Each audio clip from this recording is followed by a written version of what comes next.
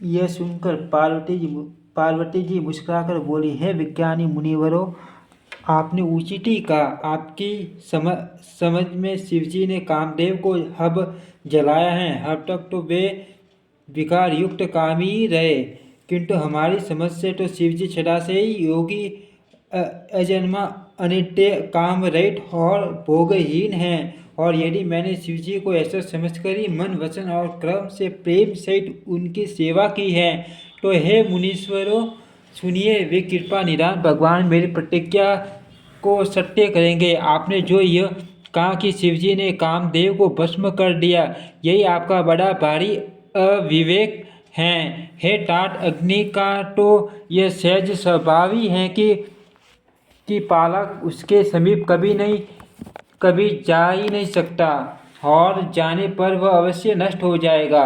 महादेव जी और कामदेव के संबंध में भी यही न्याय बात समझना चाहिए। पार्वती के वचन सुनकर और उनका प्रेम तथा विश्वास देखकर मुनि हृदय में बड़े प्रसन्न हुए। वे भवानी को सिर नवाकर चल दिए और हिमाचल के पास पहुँचे। उन्होंने पर्वतराज हिमाचल को सब हाल सुनाया। कामदेव का भस्म होना सुनकर हिमाचल बहुत दुखी हुए। फिर मुनियों ने रति के वरदान की बात कही। उसे सुनकर हिमवान ने बहुत सुख माना। शिवजी के प्रभाव को मन में विचार कर हिमाचल ने श्रेष्ठ मुनियों को आदरपूर्वक बुला लिया और उनसे शुभ दिन, शुभ नक्षत्र और शुभ घड़ी सोधवार कर वेद की विधि के अनुसार शीघ्र ही लगन निश्चय कराकर लिखवा लिया। फिर हिमाचल ने वह लगन पत्रिका सप्त ऋषियों को दे दी और शरण पकड़कर उनकी विनती की। उन्होंने जाकर वह लगन पत्रिका ब्रह्मा जी को दी। उसको पढ़ते समय उनके हृदय में प्रेम समाता न था। ब्रह्मा जी ने लगन पढ़कर सबको सुनाया। उसे सुनकर सब मुनि और देवताओं का सारा समाज हर्षित हो गया। आकाश से फूलों की वर्षा होने लगी, बाजे बजने लगे और दसों दिशाओं में मंगल कलश सजा दिए गए। सब देवता अपने भांति भांति के वाहन और विमान सजाने लगे। कल्याणप्रद मंगल शकुन होने लगे और अप्सराएं गाने लगी। शिवजी के गण शिवजी का श्रृंगार करने लगे। जटाओं का मुकुट बनाकर उस पर सांपों का मोर सजाया गया। शिवजी ने सांपों के ही कुंडल और कंगन पहने, शरीर पर विभूति रमाई और वस्त्र की जगह बागंबर लपेट लिया। शिवजी के सुंदर मस्तक पर चंद्रमा, सिर पर गंगाजी, तीन नेत्र, सांपों का जनेऊ, गले में विष और छाती पर नरमुंडों की माला थी।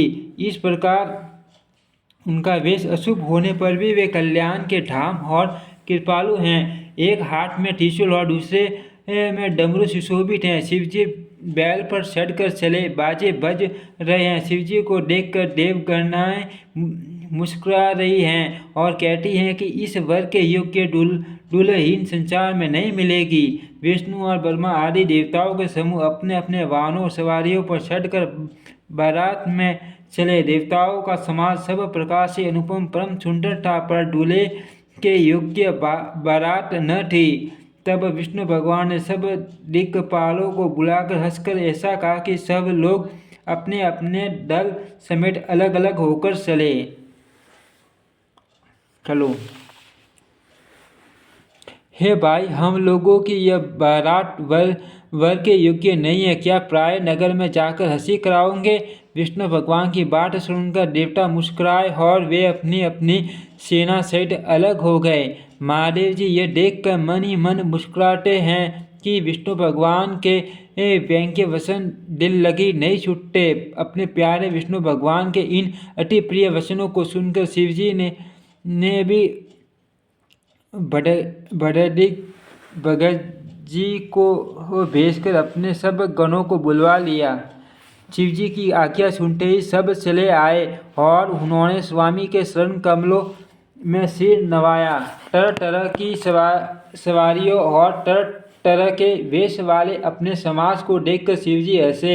कोई बिना मुख का है, किसी के बहुत से मुख और कोई बिना हाथ पैर का है, तो किसी के कई हाथ पैर हैं, किसी के बहुत आंखें हैं तो किसी के एक भी आंख नहीं। कोई बहुत मोटा ताजा है तो कोई बहुत ही दुबला पतला है। कोई बहुत दुबला, कोई बहुत मोटा, कोई पवित्र, कोई अपवित्र वेश धारण किए हुए हैं, भयंकर गहने पहने, हाथ में कपाल लिए हैं और सब के सब शरीर में ताजा खून लपेटे हुए हैं। गधे, कुत्ते, सुअर और सियार के से उनके मुख हैं। गणों के अनगिनत वेशों को कौन गिने। बहुत प्रकार के पेट पिशाच और योगी नियोगी जमाते हैं, उनका वर्णन करते नहीं बनता। भूत प्रेत नाचते और गाते हैं, वे सब बड़े मौजी हैं, देखने में बहुत ही बेढंगे जान पड़ते हैं और बड़े ही विचित्र ढंग से बोलते हैं।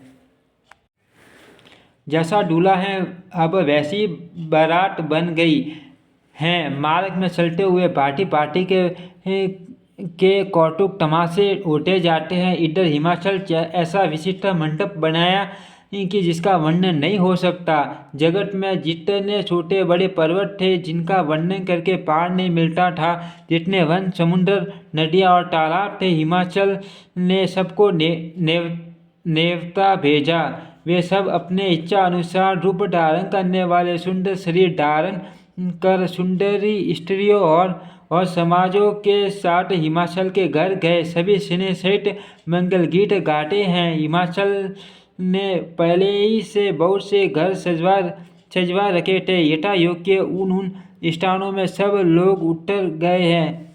नगर की सुंदर शोभा देखकर बर्मा की रचना चातुरी भी टूस लगती थी। नगर की शोभा देखकर ब्राह्मण की निपुणता सचमुच टूस लगती है। वन, बाग, कुएं, तालाब, नदियाँ सभी सुंदर हैं, उनका वर्णन कौन कर सकता है।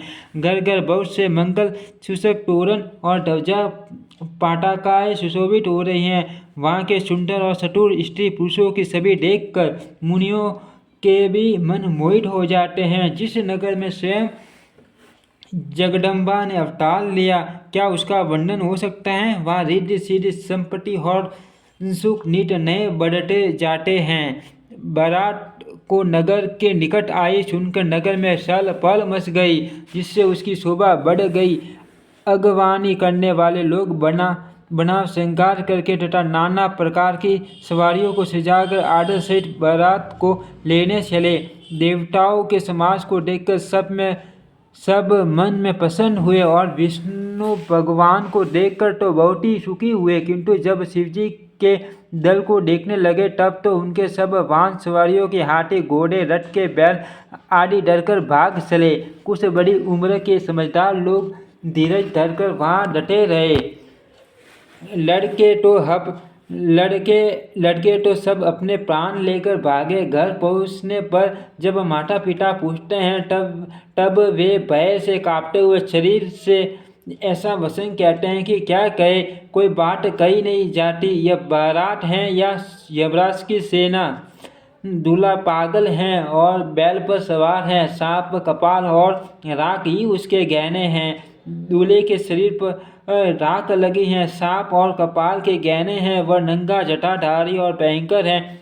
उसके साथ भयानक मुख वाले भूत प्रेत पिशाच, योगिनियाँ और राक्षस हैं।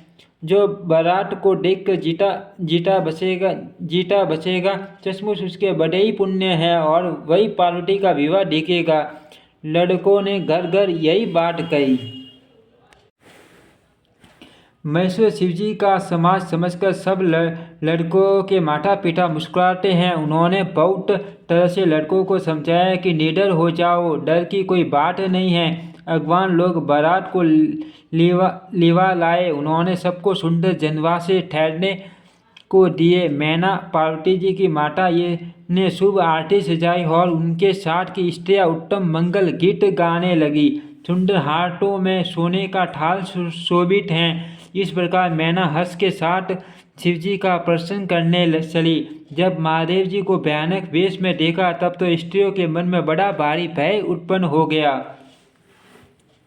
बहुत ही डर के मारे भागकर वे घर में घुस गए और शिवजी जहाँ जनवासा था वहाँ चले गए। मैना के हट्टे में बड़ा दुख हुआ। उन्होंने पार्वती जी को अपने पास बुला लिया और अत्यंत स्नेह से गोद में बैठाकर अपने नीलकमल के समान नेत्रों में आंसू भरकर कहा, जिस विधाता ने तुमको ऐसा सुंदर रूप दिया, उस मूर्ख ने तुम्हारे दूल्हे को बावला कैसे बनाया।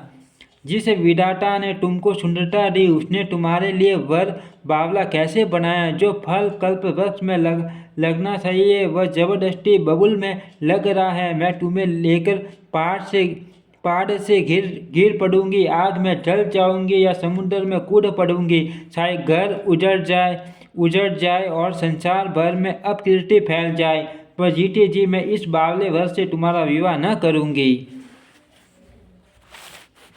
हिमाचल की स्त्री मैना को दुखी देखकर सारी स्त्रियां व्याकुल हो गई। मैना अपनी कन्या के स्नेह को याद करके विलाप करती रोटी और कहती थी, मैंने नारद का क्या बिगाड़ा था, जिन्होंने मेरा बसता हुआ घर उजाड़ दिया और जिन्होंने पार्वती को ऐसा उपदेश दिया कि जिससे उसने बावले वर के लिए तप किया।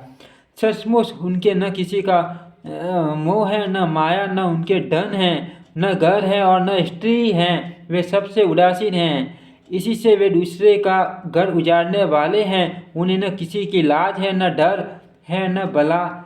बाज स्त्री प्रसव की पीड़ा को क्या जाने। माता को विकल देखकर पार्वती जी विवेक युक्त कोमल वाणी बोली, हे माता, जो विधाता रस देते हैं वह टलता नहीं।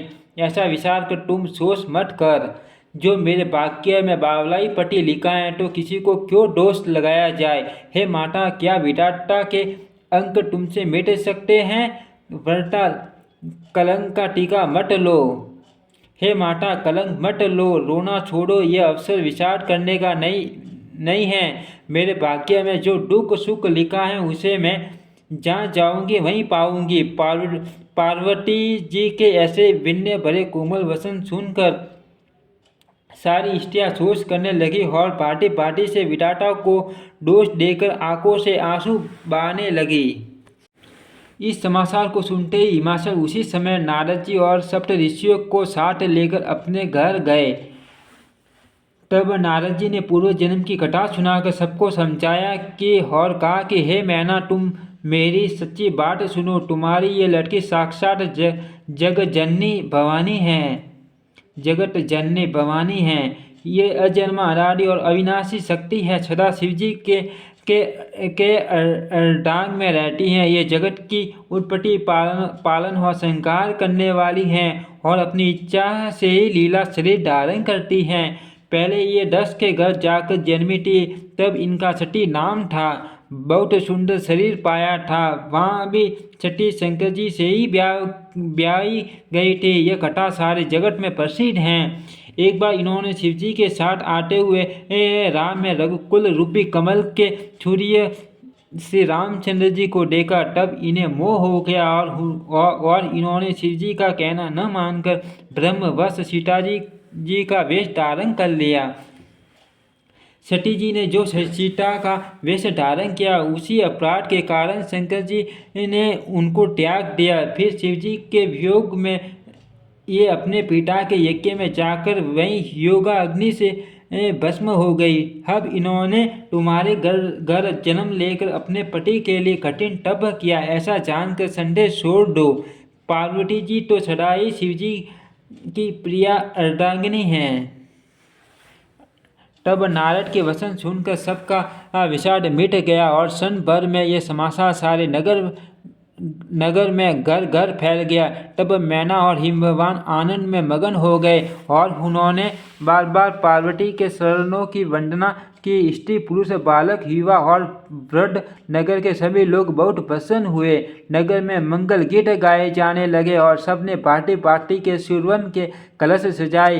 पाक शास्त्र में जैसी रीति है उसके अनुसार अनेक पार्टी की जेयोनार हुई रसोई बनी। जिस घर में स्वयं माता भवानी रहती हो वहाँ की जेयोनार भोजन सामग्री का वर्णन कैसे किया जा सकता है। हिमाचल के आदर पूर्वक सब बरातियों को विष्णु, ब्रह्मा और सब जाति के देवताओं को बुलवाया।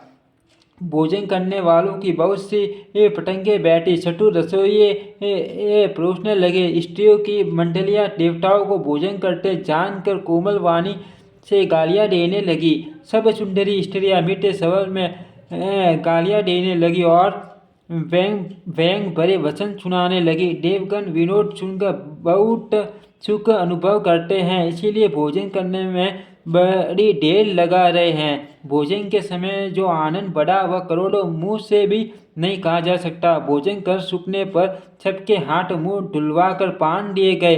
फिर सब लोग जो जहाँ ठहरे थे वहाँ चले गए। फिर मुनियों ने लौटकर हिमवान को लगन पत्रिका सुनाई और विवाह का समय देख कर देवताओं को बुला भेजा।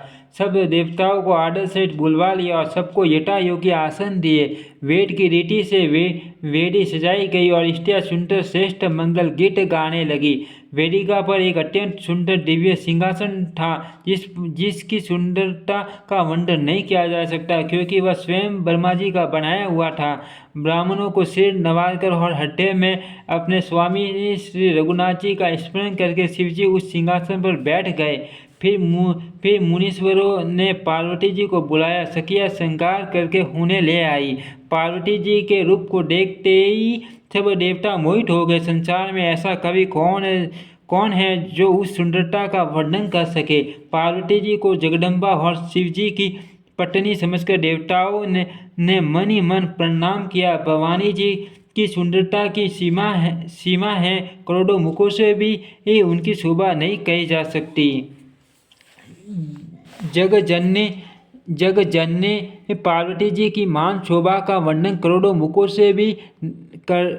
से भी करते नहीं बनता। वेद शेष जी और सरस्वती जी उससे कहते हुए सकुशल जाते हैं। तब मंद मुनि तुलसी किस गिनती में है। सुंदरता और शोभा की खान माता भवानी मंडप के बीच में हैं। जहाँ शिवजी थे वहाँ गई। वे संकोच के मारे पति शिवजी के चरण कमलों को देख नहीं सकती, परंतु उनका मन रूपी भौरा तो वहीं रस पान कर रहा था। मुनियों की आज्ञा से शिवजी और पार्वती जी ने गणेश जी का पूजन किया। मन में देवताओं को अनादि समझकर कोई इस बात को सुनकर शंका न करे कि गणेश जी तो शिव पार्वती की संतान है, अभी विवाह से पूर्व ही वे कहाँ से आ गए। वेदों में विवाह की जैसी रीति कही गई है, माँ मुनियों ने वह सभी रीति करवाई। पर्वतराज हिमाचल ने हाथ में कुछ लेकर तथा कन्या हाथ पकड़कर उन्हें भवानी शिव पत्नी जानकर शिवजी को समर्पण किया। जब महेश्वर शिवजी ने पार्वती का पानी ग्रहण किया, तब इंद्रादि सब देवता हृदय में बड़े ही हर्षित हुए। शेष मुनिगण वेद मंत्रों का उच्चारण करने लगे और देवगण शिवजी का जय जयकार करने लगे। अनेकों प्रकार के बाजे बजने लगे। आकाश से नाना प्रकार के फूलों की वर्षा हुई। शिव पार्वती का विवाह हो गया। सारे ब्रह्मांड में आनंद बढ़ गया। दासी दास रथ घोड़े हाथी गाय वस्त्र और मणि आदि अनेक प्रकार की चीजें अन्न तथा सोने के बर्तन गाड़ियों में लदवा कर दहेज में दिए, जिनका वर्णन नहीं हो सकता। बहुत प्रकार का दहेज देकर फिर हाथ जोड़कर हिमाचल ने कहा, हे शंकर, आप पुण्य काम हैं, मैं आपको क्या दे सकता हूँ। इतना कहकर वे शिवजी के चरण कमल पकड़कर रह गए। तब कृपा के सागर शिवजी ने अपने ससुर का सभी प्रकार से समाधान किया। फिर प्रेम से परिपूर्ण हृदय मैना जी ने शिवजी के चरण कमल पकड़े और कहा, हे नाथ, ये उमा मुझे मेरे प्राणों के समान प्यारी हैं। आप इसे अपने घर के टहलने बनाइएगा और इसके सब अपराधों को क्षमा करते रहिएगा। हर प्रसन्न होकर मुझे यही वर दीजिए। शिवजी ने बहुत तरह से अपनी सास को समझाया। तब वे शिवजी के चरणों में सिर नवाकर घर गई। फिर माता ने पार्वती को बुला लिया और गोद में बैठाकर ये सुंदर सीख दी, हे पार्वती, तू सदा शिवजी के शरण की पूजा करना। नारियों का यही धर्म है। उनके लिए पति ही देवता हैं और कोई देवता नहीं। इस प्रकार की बातें कहते कहते उनकी आंखों में आंसू भर आए और उन्होंने कन्या को साठी से सिपटा लिया। फिर बोली कि विधाता ने जगत में स्त्री जाति को क्यों पैदा किया? प्राणिन को सपने में भी सुख नहीं मिलता। यो कहती हुई माता प्रेम में अत्यंत विकल हो गई, परंतु कुछ में जानकर दुख करने का अवसर न जानकर उन्होंने धीरज धरा। मैना बार बार मिलती और पार्वती के चरणों को पकड़कर गिर पड़ती हैं। बड़ा ही प्रेम है, कुछ वर्णन नहीं किया जाता। भवानी सब स्त्रियों से मिल भेंट कर फिर अपनी माता के हृदय से जा लिपटी। पार्वती जी माता से फिर मिलकर चली। सब किसी ने उन्हें योग्य आशीर्वाद दिए। पार्वती जी फिर कर माता की ओर देखती जाती थी। तब सखिया उन्हें शिवजी के पास ले गई। महादेव जी सब याचकों को संतुष्ट कर पार्वती के साथ घर कैलाश को चले। सब देवता प्रसन्न होकर फूलों की वर्षा करने लगे और आकाश में सुंदर नगाड़े बजने लगे। तब हिमवान अत्यंत प्रेम से शिवजी को पहुँचाने के लिए साथ चले। वृषकेतु शिवजी ने बहुत तरह से उन्हें संतोष कराकर विदा किया।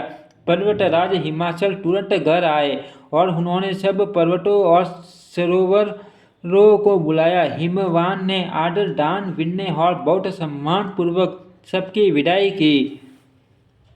जब शिवजी कैलाश पर्वत पहुँचे तब सब देवता अपने अपने लोकों को चले गए। तुलसीदास जी कहते हैं कि पार्वती जी और शिवजी जगत के माता पिता हैं, इसीलिए मैं उनके संस्कार का वर्णन नहीं करता।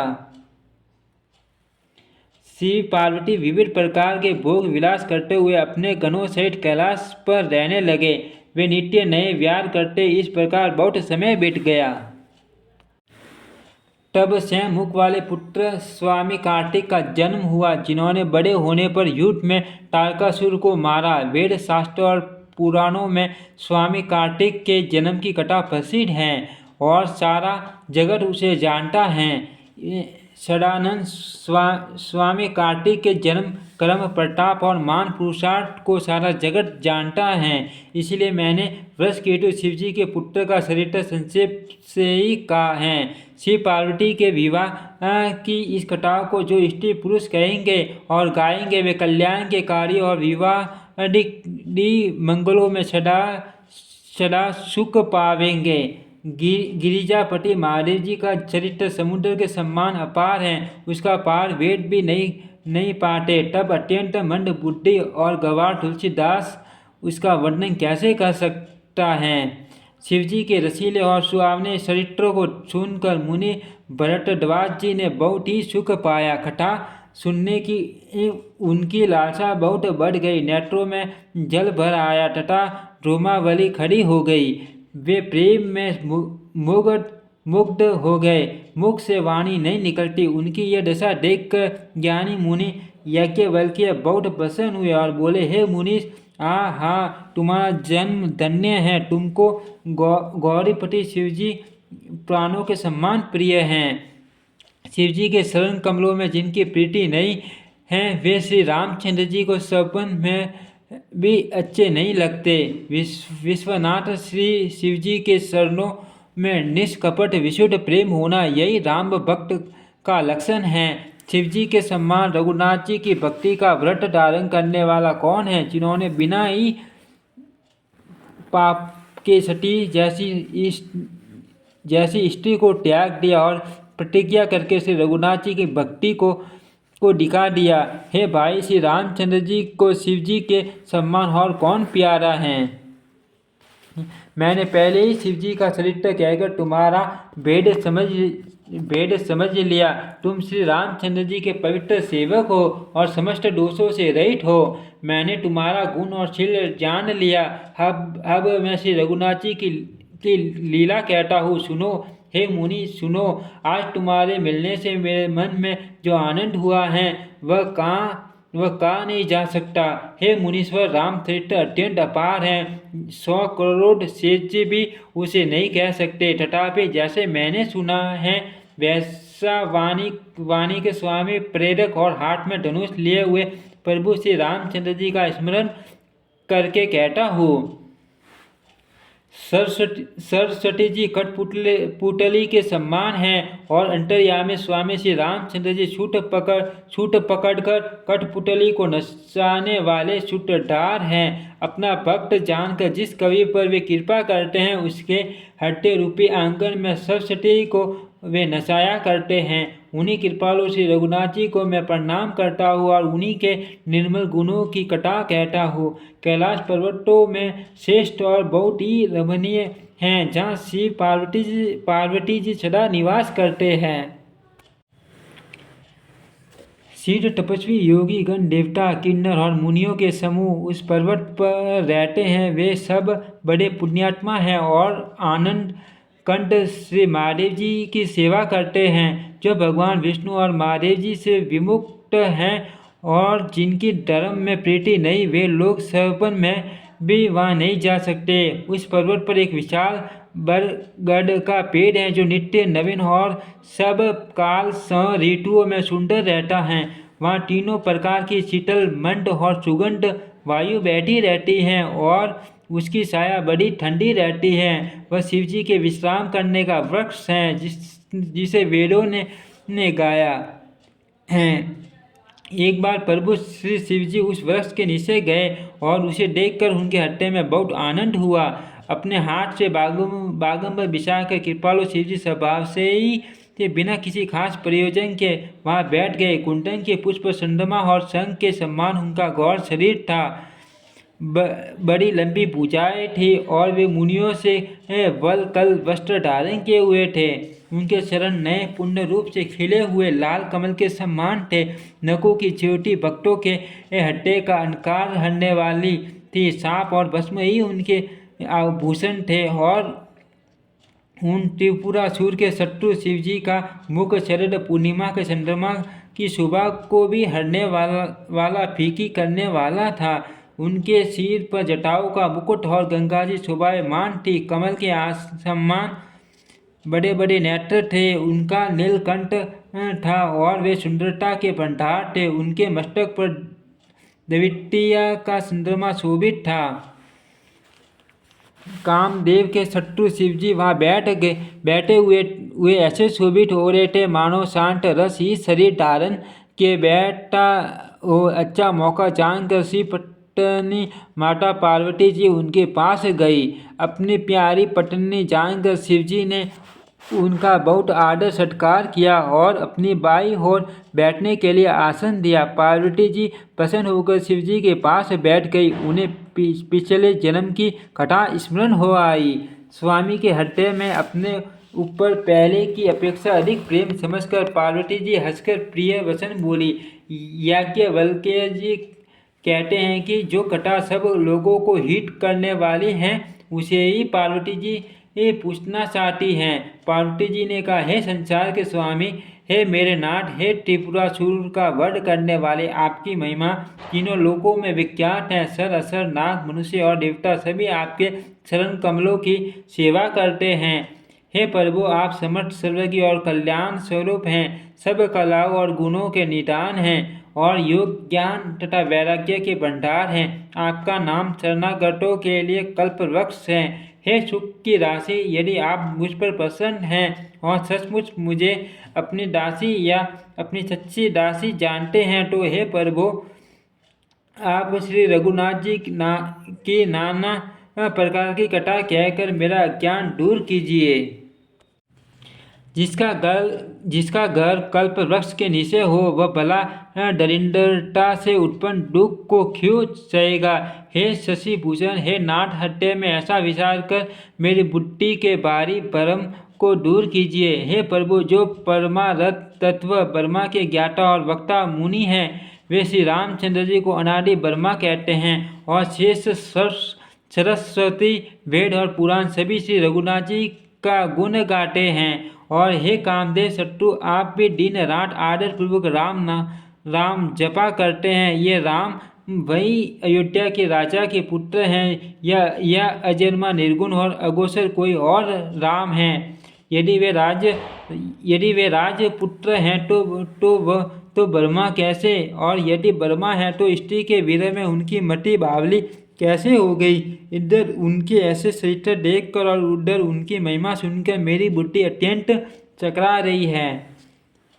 यदि इच्छा रहित व्यापक समर्थ ब्रह्मा कोई और है तो हे नाथ, मुझे उसे समझाकर कहिए, मुझे नादान समझकर मन में क्रोध न लाइए। जिस तरह मेरा मोह दूर हो वही कीजिए। मैंने पिछले जन्म में वन में श्री रामचंद्र जी की प्रभुता देखी थी।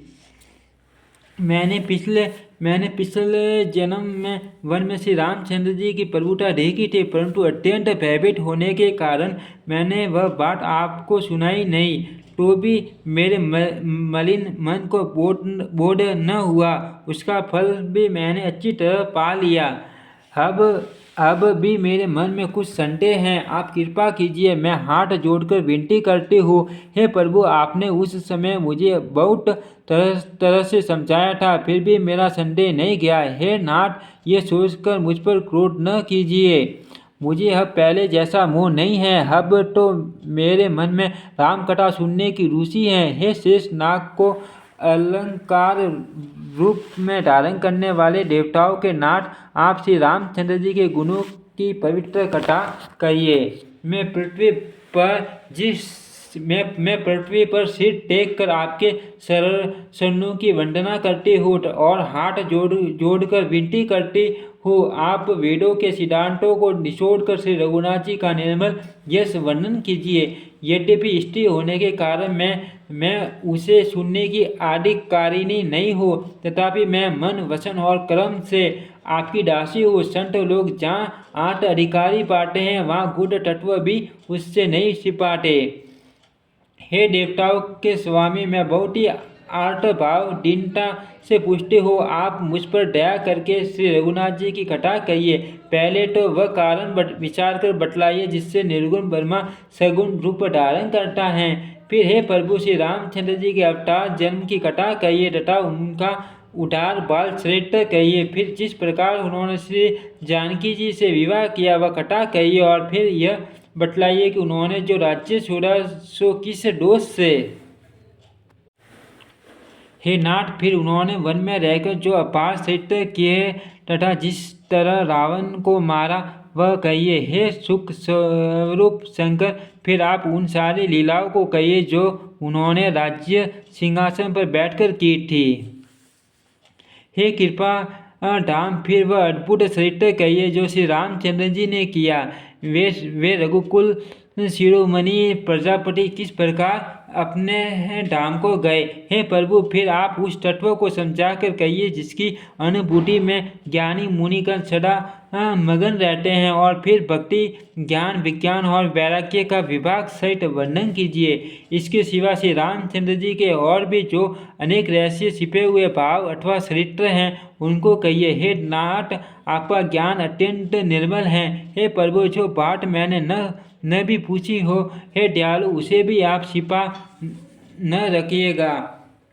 वेदों ने आपको तीनों लोकों का गुरु कहा है, दूसरे पामर जीव इस रहस्य को क्या जाने। पार्वती जी के सज, सुंदर और छल रहित सरल प्रश्न सुनकर शिव जी के मन को बहुत अच्छे लगे। श्री महादेव जी के हत्थे में सारे राम चरित्र आ गए। प्रेम के मारे उनका शरीर पुलकित हो गया और नेत्रों में जल भर आया। श्री रघुनाथ जी का रूप उनके हत्थे में आ गया, जिससे स्वयं परमानंद स्वरूप शिवजी ने भी अपार सुख पाया। शिवजी 2 घड़ी तक ध्यान के रस आनंद में डूबे रहे। फिर उन्होंने मन को बाहर खींचा और तब वे प्रसन्न होकर श्री रघुनाथ जी का चरित्र वर्णन करने लगे, जिसके बिना जाने झूठ भी असत्य मालूम होता है। जैसे बिना पहचाने रस्सी में सांप का भ्रम हो जाता है, और जिसके जान लेने पर जगत का उसी तरह लोप हो जाता है, जैसे ये जागने पर स्वप्न का भ्रम जाता रहता है।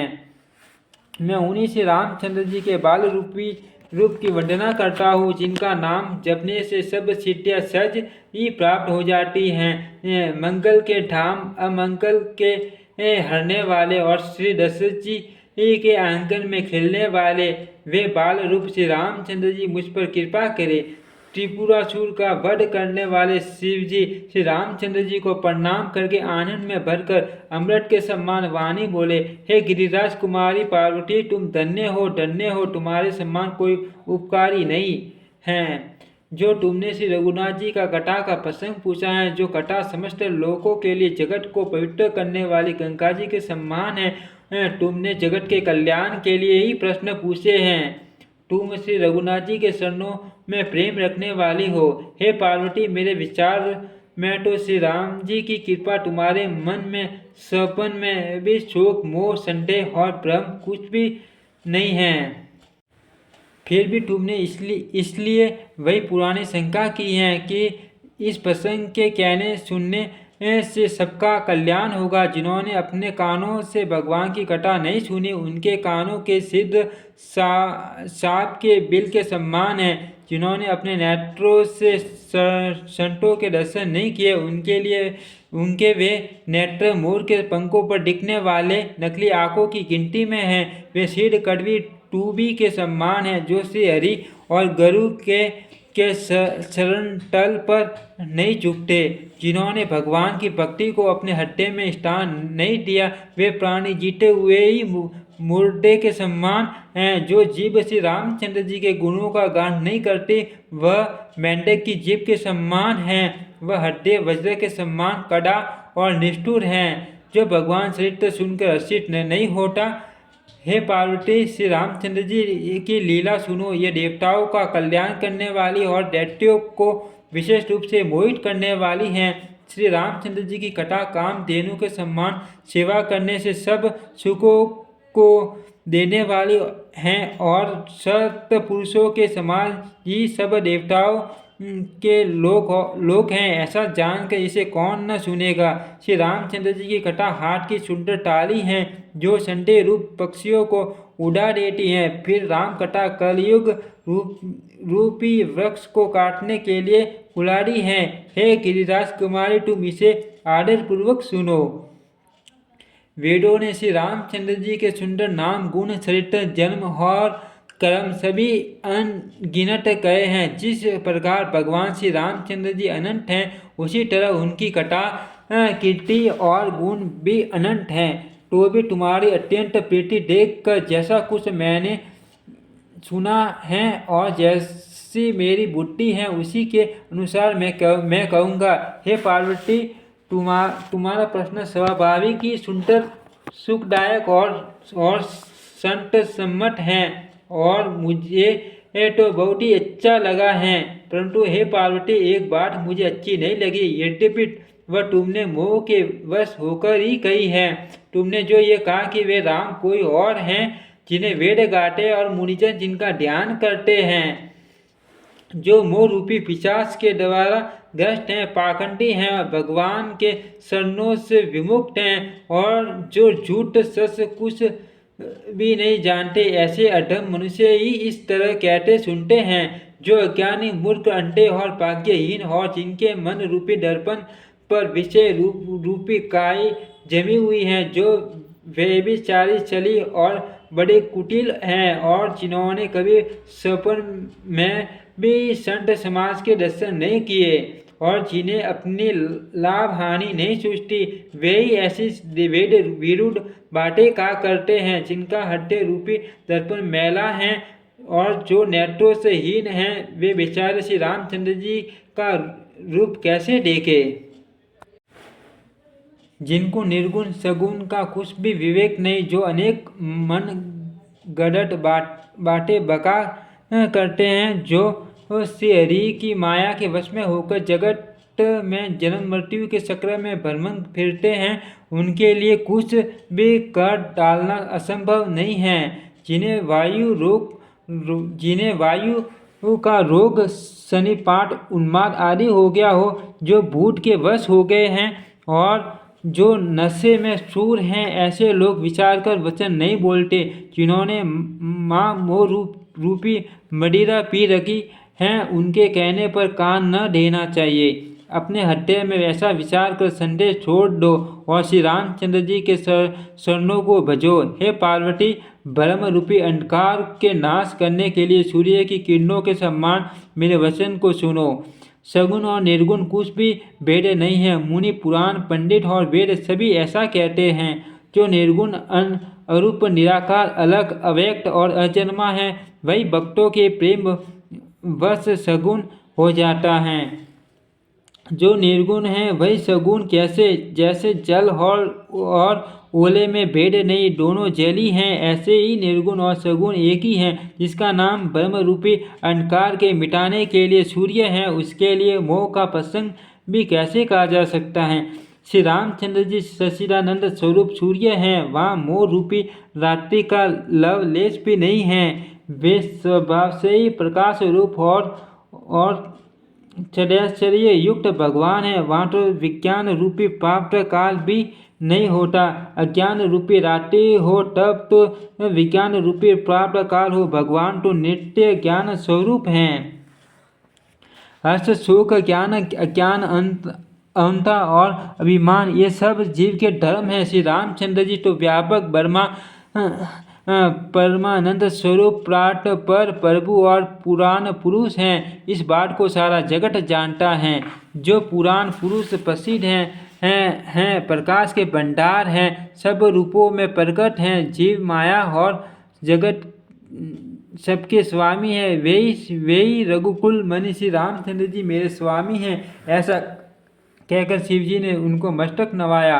अज्ञानी मनुष्य अपने भ्रम को तो समझते नहीं और वे मूर्ख प्रभु श्री रामचंद्र जी पर उसका आरोप करते हैं। जैसे आकाश में बादलों का पर्दा देखकर कुविचारी अज्ञानी लोग कहते हैं कि बादलों ने सूर्य को ढक लिया। जो मनुष्य आँख में उंगली लगाकर देखता है, उसके लिए तो चंद्रमा प्रकट प्रत्यक्ष है। हे पार्वती, श्री रामचंद्र जी के विषय में इस प्रकार मोह की कल्पना करना वैसा ही है जैसा आकाश में अंधकार, धुएं और धूल का सोना दिखना आकाश जैसे निर्मल और निर्लेप है, उसको कोई मलिन या स्पष्ट नहीं कर सकता। इसी प्रकार भगवान श्री रामचंद्र जी नित्य निर्मल और निर्लेप हैं।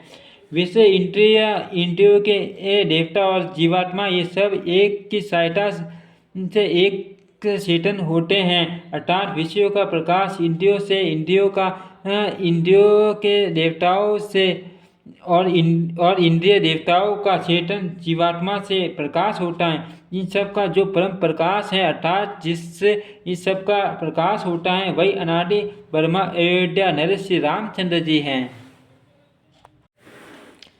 ये जगत प्रकाश से हैं और श्री रामचंद्र जी इसके प्रकाशक हैं। वे माया के स्वामी और ज्ञान तथा गुणों के धाम हैं, जिनकी सत्ता से मोह की सहायता पाकर जड़ माया भी सत्य सी ही भाषित होती हैं। जैसे सीप में शांति की और सूर्य की किरणों में पानी की बिना हुए प्रतीति होती हैं। यद्यपि यह प्रतीति ये तीनों कालों में झूठ हैं, तथापि इस भ्रम को कोई हटा नहीं सकता। इसी तरह ये संसार भगवान के आश्रित रहता है। यद्यपि वह असत्य है तो भी दुख तो देता ही है। जिस तरह सपन में कोई सिर काट ले तो बिना चाहे वह दुख दूर नहीं होता।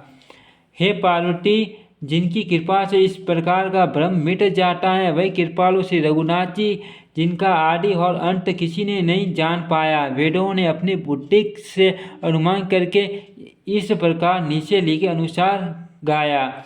वह ब्रह्मा बिना ही पैर के चलता है, बिना ही कान के सुनता है, बिना ही हाथ के नाना प्रकार के काम करता है, बिना मुँह जीवा के ही सारे रसों का आनंद लेता है और बिना ही ये वाणी के बहुत योग्य वक्ता हैं।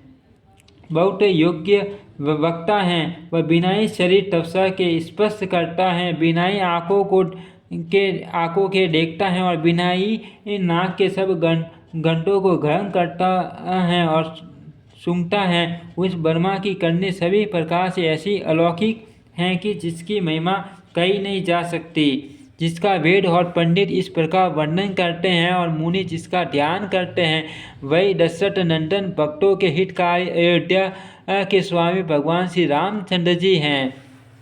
हे पार्वती, जिनके नाम के बल से काशी में मरते हुए प्राणी को देखकर मैं उसे राम मंत्र देकर शोक रहित कर देता हूँ, मुक्त कर देता हूँ, वही मेरे प्रभु रघुश्रेष्ठ श्री रामचंद्र जी जड़ चेतन के स्वामी और सबके हृदय के भीतर की जानने वाले हैं।